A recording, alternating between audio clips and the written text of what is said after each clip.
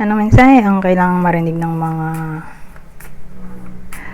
Cancer sa period na to? Pwedeng nangyayari na itong magiging reading o mangyayari pa lang. Kung hindi man para sa inyo itong magiging reading, di baka para sa someone na malapit sa inyo o sa someone na kakilala nyo mismo. Baka may lumabas na gender, mamaya gawin nyo na lang energy, masculine at feminine energy. Pwede rin naman na huwag nyo nang pansinin ang gender. Hindi ko masasabi kung anong magiging reading, kung positive ba o negative. Depende sa kung anong mapipick up kong energy. Walang masama kung papanorin ang sun, moon at rising sign kasi baka alin man sa mga yan ay mag-resonate na sa sitwasyon nyo.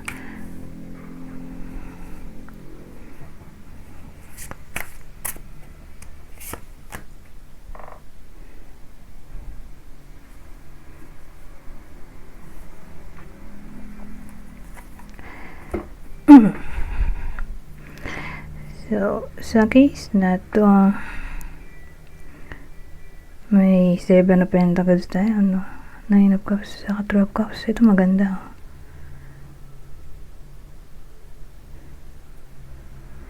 Ang dating may babaguhin ang iba sa inyo na nangyari sa past. Di na nila uulitin sa present. Ganun, para bang sabihin natin change. May change na maaaring mangyari.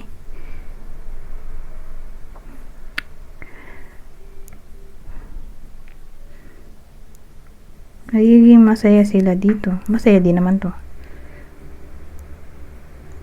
So sabihin natin may change. Good change ba? Na maaaring mangyari sa period na to.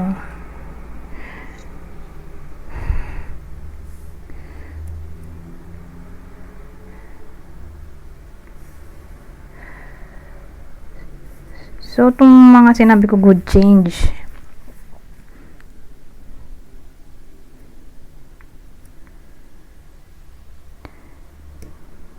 Sabihin natin may kinalaman yan sa friendship, family. So, dun sa friendship at family, asahan natin ang reconciliation. Ngayon, possible din yung new connection.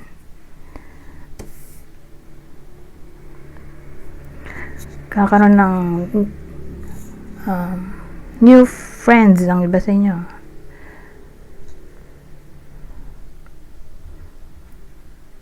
Para bang bubuksan ulit nila ang sarili nila na mag-meet ulit ng ibang tao. So, kung hindi to through socialization, ay sabihin natin mag-open ng account ng iba sa inyo na may kinalaman sa pag-meet ng ibang tao. Okay? Gagamit sila ng social media para makamit ng ibang tao. So, doon na mabubuo ang new connection.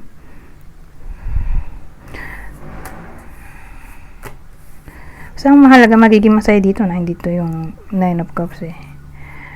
Anyways,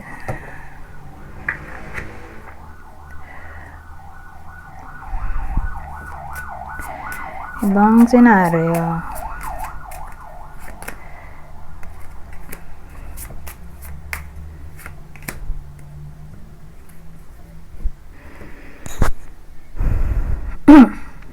So, sa period na to, asahan natin na may iba sa inyo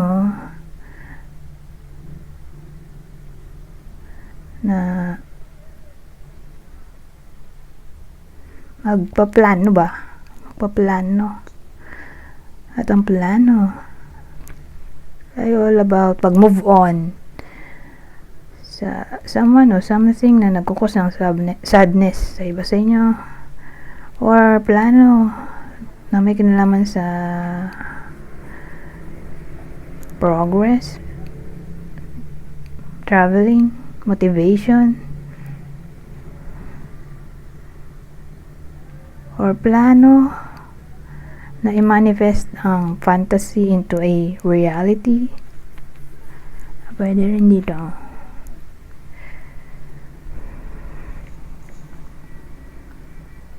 Anyways, Dito na tayo sa susunod.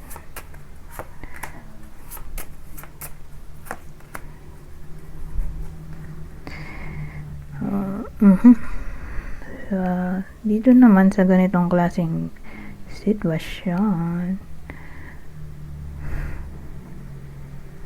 malaki talaga yung chance ng pag move on sa anything o anyone na nagkukos ng sadness, umuulit-ulit lang. Malaki ang chance kapag ganun umuulit.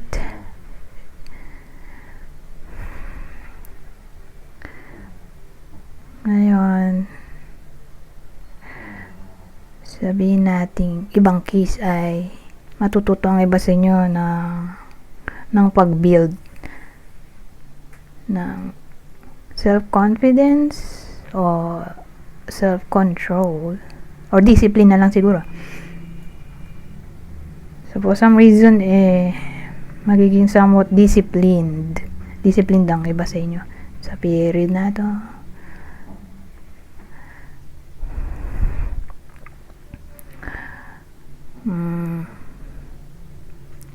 O pag-bring back ng nawalang control, power, confidence sa sarili. Pwede rin.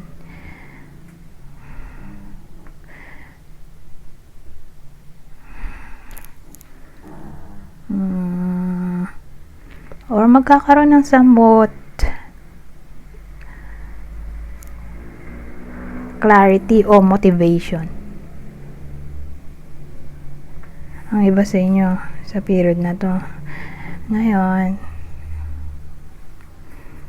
dagdagan pa natin. Last spread na to bago tayo tumuloy dun sa last deck.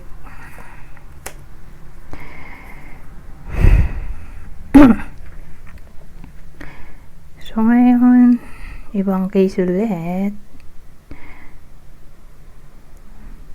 Ito maganda. Maganda in a way na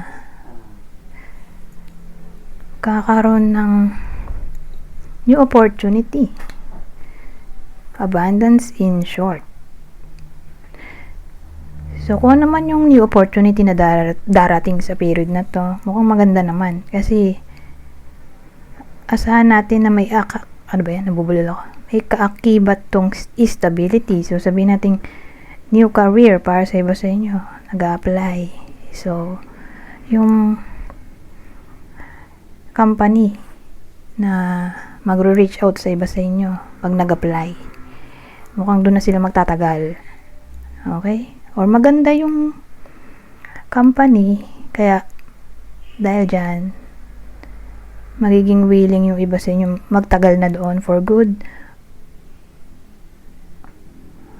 Or maganda yung workplace or pakikisama ng mga ka-workmates sa iba sa inyo kasi mahirap mahanap yung ganong chance. Kasi basta may nakakasalumuha ka, hindi mo masasabi yung peace.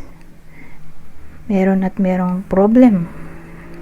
Lalo na sa workplace. Hindi mo kasi nga lahat mapiplease or may iba na mahirap pakisamahan. Pero sa case na to, pwedeng yun ang reason kung bakit magtatagal ang iba sa inyo kasi dun sa bagong workplace, harmonious yung connection ng iba sa inyo sa mga giging bagong ka-workmate. Or sabihin nating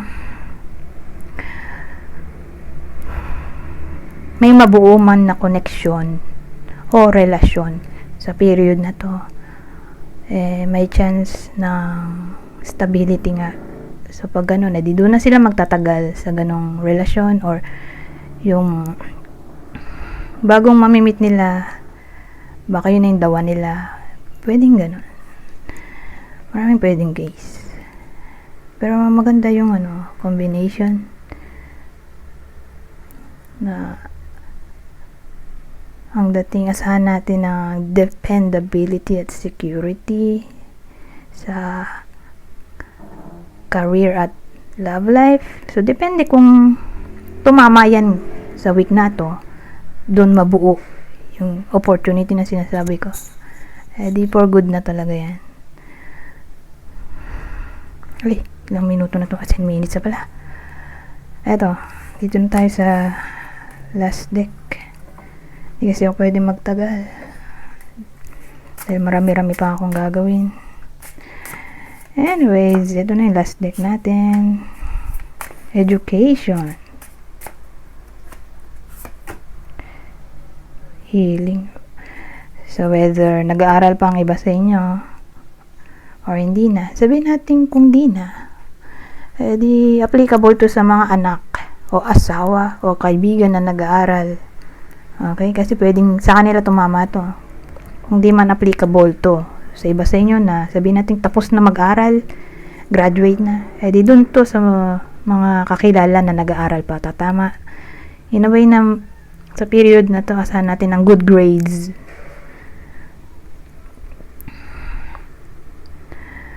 O ayan, ngayon education, healing, mukha itong ano ba tawag dun, pag-advise. Either kayo yung mag-a-advise o kayo yung makaka-receive na advice, at ito yung may kinalaman sa teaching, health teachings, depende kung anong teachings to, kasi may education dito so more like may matututunan yung iba sa inyo sa period na to, or kayo yung mag-share ng knowledge nyo sa ibang tao. So ganon. Anyways, hanggang dito na lang. Goodbye for now.